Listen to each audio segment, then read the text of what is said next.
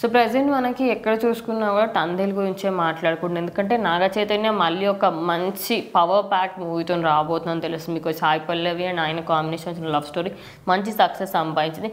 మరి చంద్రమోహన్ రెడ్డి రీసెంట్గా ఒక ఇంటర్వ్యూలో మాట్లాడుతూ నాగ చైతన్య గురించి చాలా గొప్పగా చెప్పారండి. ఏమేమి చెప్పారు ఆయన అసలు? సో ఖచ్చితంగా చంద్రమోహన్ రెడ్డి అనే డైరెక్టర్ నాగ చైతన్య గారికి ఒక ఫ్యాన్ బాయ్ అని చెప్పొచ్చు. ఆ విధంగా మాట్లాడతారు అనమాట ఖచ్చితంగా.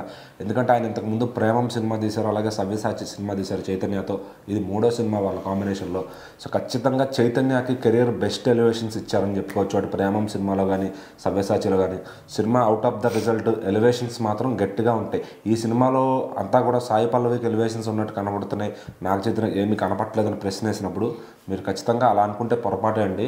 నేను చైతన్య గారికి ఫస్ట్ ప్రయారిటీ ఇస్తాను. నేను హీరోయిన్ అనేది ఆవిడ ఆటోమేటిక్గా డ్యాన్సులు చేస్తారు కాబట్టి ఆవిడ మీకు ఎక్కువ కనపడచ్చు. కానీ సినిమాలోకి వెళ్ళినప్పుడు ఖచ్చితంగా నాగ చైతన్య గారికి నేను ఎంత న్యాయం చేయాలో అంత న్యాయం చేస్తాను.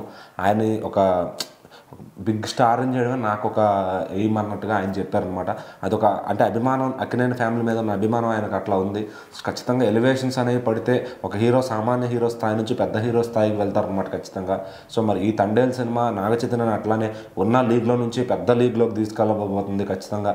అలాగే 100 కోట్ల షేర్ మార్కెట్లో కూడా తీసుకెళ్ళిపోతుందని టీం అంతా కాన్ఫిడెంట్గా ఉన్నారు.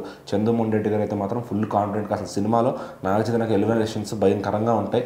ట్రైలర్లో మీరు చాలా కొంతే చూశారు. అతని యాక్టింగ్ విశ్వరూపం ఏంటనేది సినిమా థియేటర్లో చూస్తారు. ఎట్లయితే నాగార్జున గారికి ఒక టైంలో అన్నమయ్య అనేది ఎంత పెద్ద పేరు తెచ్చిందో, ఎన్నెన్ని అవార్డులు తెచ్చిందో, ఈ సినిమా కూడా నాగ చైతన్యకి అంత పెద్ద పేరు తీసుకొస్తుంది, దాన్ని అవార్డులు కూడా తీసుకొచ్చే ఛాన్స్ ఉందని చెప్పి ఆయన అయితే కాన్ఫిడెంట్గా చెప్తున్నారు అనమాట.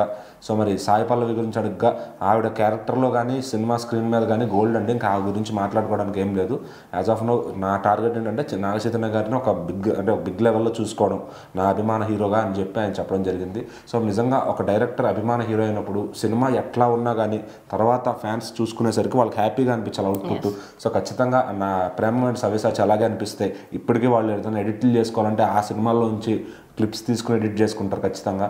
సో మరి ఈ తండేలు కూడా ఒక మంచి ఫుల్ స్టఫ్ ఇవ్వబోతుంది, ఫ్యాన్స్ కానీ అర్థమవుతుంది. సో చూద్దాం ఫిబ్రవరి 7వ తారీఖు ఈ సినిమా థియేటర్స్లో ఎలా మ్యాజిక్ చేయబోతుంది.